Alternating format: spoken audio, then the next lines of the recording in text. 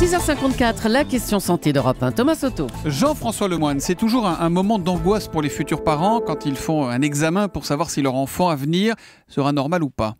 Oui, n'en déplaise à certains, c'est même une des grandes avancées de la médecine de ces 30 dernières années. Le diagnostic prénatal a permis en effet de révéler des malformations au stade de l'embryon, malformations qui autrefois n'étaient découvertes qu'au moment de la naissance.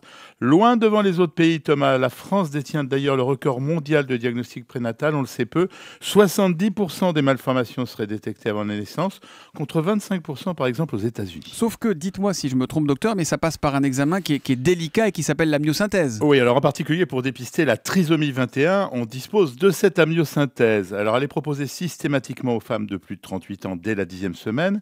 Elle concernerait en France en fait une femme sur 5, ce qui est beaucoup parce que cet examen consiste à faire pénétrer une aiguille dans ce qui va devenir le placenta et à prélever des cellules qui seront ensuite analysées. Or, ce geste n'est pas anodin puisqu'on sait qu'en France, une femme sur 100 perdra son enfant du fait du caractère invasif de cet examen. Et force est de constater qu'il y a plus d'interruptions de grossesse à la suite d'une amniosynthèse que de malformations dépistées.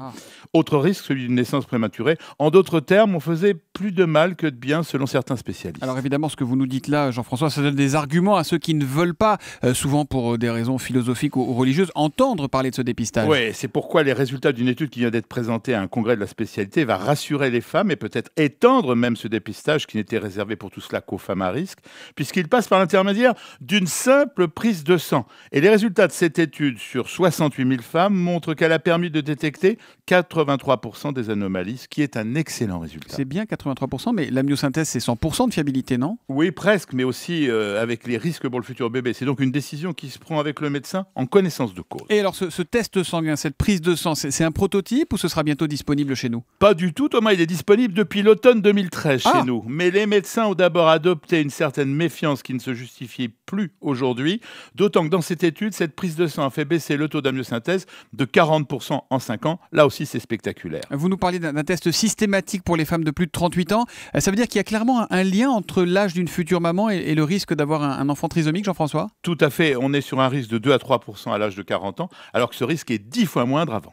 Alors, en dehors de la trisomie là, dont on parle, on peut dépister quelle maladie pendant la grossesse? Il n'y a pas que l'amniosynthèse et la prise de sang de la mère, et de l'enfant d'ailleurs. Il y a aussi les 3 échographies obligatoires, 2e, 5e et 8e mois.